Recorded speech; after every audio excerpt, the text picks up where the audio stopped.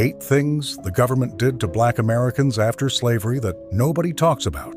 The last one will shock you. Number 1, black codes were passed by Southern states immediately after the Civil War, making it illegal for Black Americans to be unemployed, own property in certain areas, or move freely without a white employer's permission.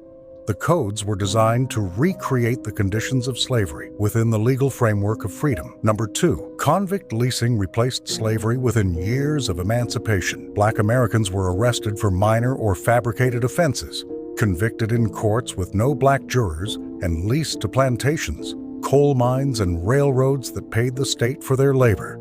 The system generated millions in revenue for Southern states and was more brutal than slavery in some documented respects because lessees had no financial incentive to keep workers alive. Number 3, the Freedmen's Bureau was established in 1865 to help formerly enslaved people transition to freedom with land, education, and legal protection. President Andrew Johnson vetoed its expansion in 1866 and systematically dismantled it.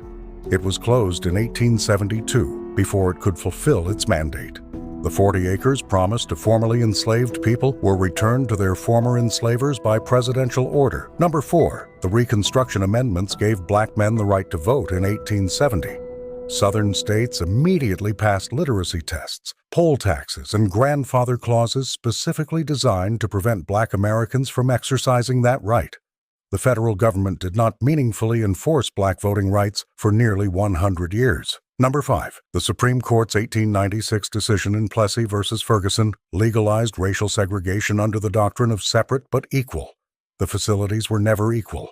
The legal framework remained in place for 58 years until Brown v. Board of Education in 1954. Number 6, the Homeowners Loan Corporation, created in 1933, drew color-coded maps of American cities, marking black neighborhoods as high-risk investments. Banks used those maps to deny mortgages for decades. The neighborhoods marked red in 1933 are statistically the poorest neighborhoods in the same cities today. Number 7, Operation COINTELPRO specifically targeted black civil rights and liberation organizations from 1956 to 1971. The FBI forged letters, planted informants, fabricated evidence, and according to congressional testimony, actively worked to prevent what J. Edgar Hoover called the rise of a black messiah. The program was illegal. Nobody went to prison for running it. Before I say the last one, make sure to hit that follow button to support the channel. Number 8. The war on drugs, launched in the 1970s and expanded dramatically in the 1980s, was applied with documented racial disparity from its first day. Black Americans were arrested for drug offenses at rates dramatically higher than white Americans, despite studies consistently showing similar rates of drug use across racial groups.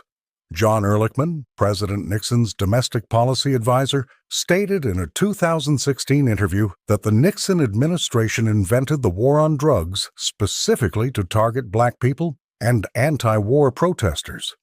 His exact words were, "We knew we couldn't make it illegal to be either against the war or black, but by getting the public to associate the hippies with marijuana and blacks with heroin, and then criminalizing both heavily, we could disrupt those communities." That quote is in the public record. The war it described is still being fought. The communities it targeted are still paying the price.